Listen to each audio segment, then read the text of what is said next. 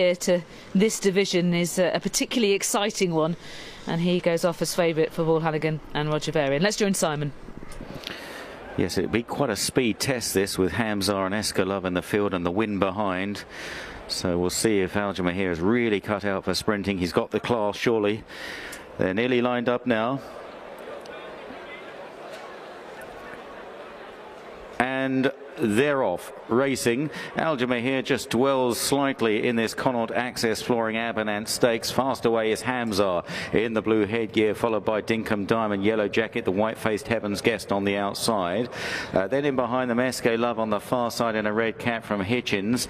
Tropics is held up, Al Jamahir to the outside in the blue and white jacket, and Racy is the back marker as Hamza takes them along through the first quarter mile by a half length to Dinkum Diamond second. Escalove, Heaven's Guest, then Hitchens, followed by Tropics, Al Jamahir and Racy at the back, about 7 lengths off the leader, who's now being driven along, Hamza, and Spencer is going for gold a long way out here on Hamza. Kicks a length and a half clear of Escalove and Dinkum Diamond inside the final quarter. Then Heaven's Guest and Tropics, Al Jamahir, Hitchens further back, and Racy as now they head towards the final furlong. Hamza, Escalove is the nearest challenger. Al Jamahir's got a lot of ground to make up, slicing through the inside. Escalove is joining Hamza well inside the final furlong. Hamza fights back on the far side from Escalove. Al Jamahir is flying at them, but too late. Hamza held on. Escalove and Al Jamahir is quite tight for second, followed home by Dinkum Diamond.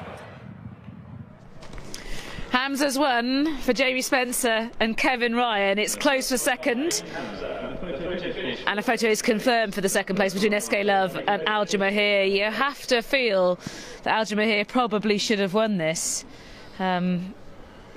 He's finishing really strongly late. Do you feel he should have won this?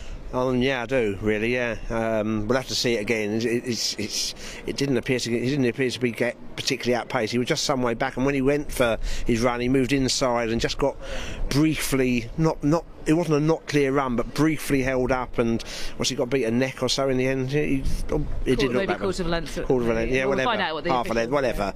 I mean, credit to the winner, who's up there all the way and has given a really positive ride by Jamie Spencer, and he's an in-form now horse. Second was Escalove. Al Jamahir didn't even manage to grab that. Escalove was second. Here are the closing stages. Al Jamahir's already been switched inside by Paul Hannigan between Tropics and Hitchens. He's got a couple of lengths to find on Escalove, who's trying to overfall Hamza, and look at the amount of ground he makes up in the closing stages. Yeah, he made up a lot.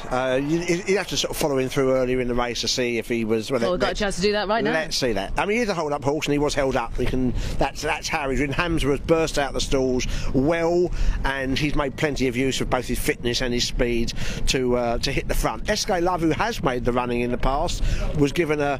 I mean, he was prominent, but slightly more. He didn't try and take Hamza on. He was a little bit keen, actually, early on, but he's raced pretty prominently, and they're the first and second, and the third is held up in second last at the moment. Apparently, going okay. He's not, flat to the balls trying to keep up. He's not been outpaced, not to my eyes at least, anyway. Just perhaps being a little nudged along. Asked to go a little bit closer now, and for about half a furlong he doesn't. Hamza's kicked at this stage, got a good length and a half on Escalove, who's travelled really well. Paul makes a decision to go inside here, and it's just here I thought it's not a not clear run, he just had to wait to get the run he wanted inside Tropics, who's not really taking him, not really going particularly well in front of him.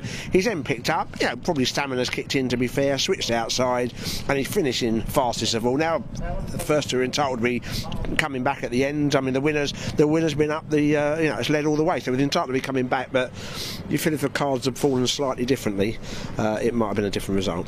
First off, let's concentrate on the positive. It is an aggressive ride from Jamie Spencer. Excellent. He asked the tough Hamza to go on a long way out, and that has been the winning move. And he's he's a fit horse. He's a horse who's run very well in Dubai last time we saw him. He's a good quality sprinter in his own run. He has been given an aggressive ride.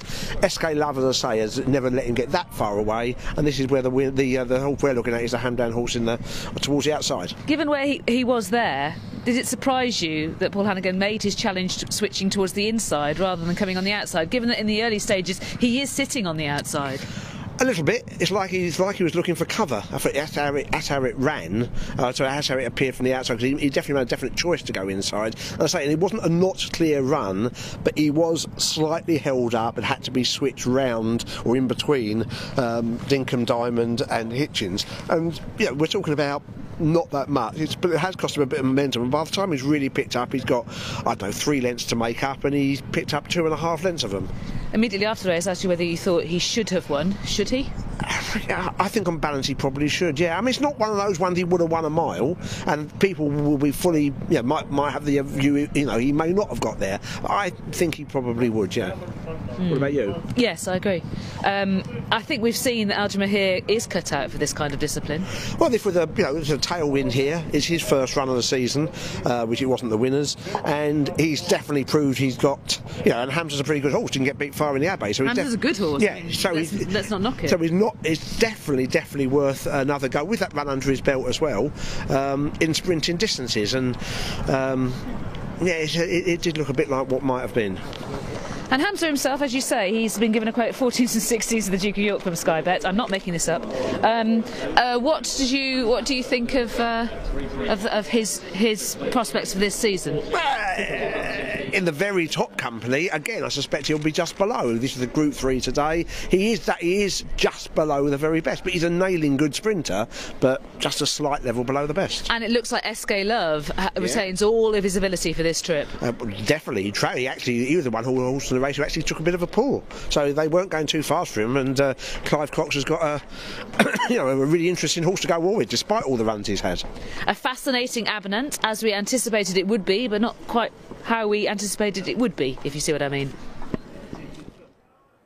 Yeah, great stuff from Jamie Spencer, wasn't it, on Hamza, because he's quite an idle sort. He's just below the top grade, I think. He was beaten at Meydan in the Group 1 at the Dubai World Cup meeting. He ran pretty well there, actually. Showed that he was in form. But he's won here at 11-4, SK Love 9-1, and Al Jamahir 5-4 favourite was third in the end, half a length and a short head between the first 3 and 8 ran.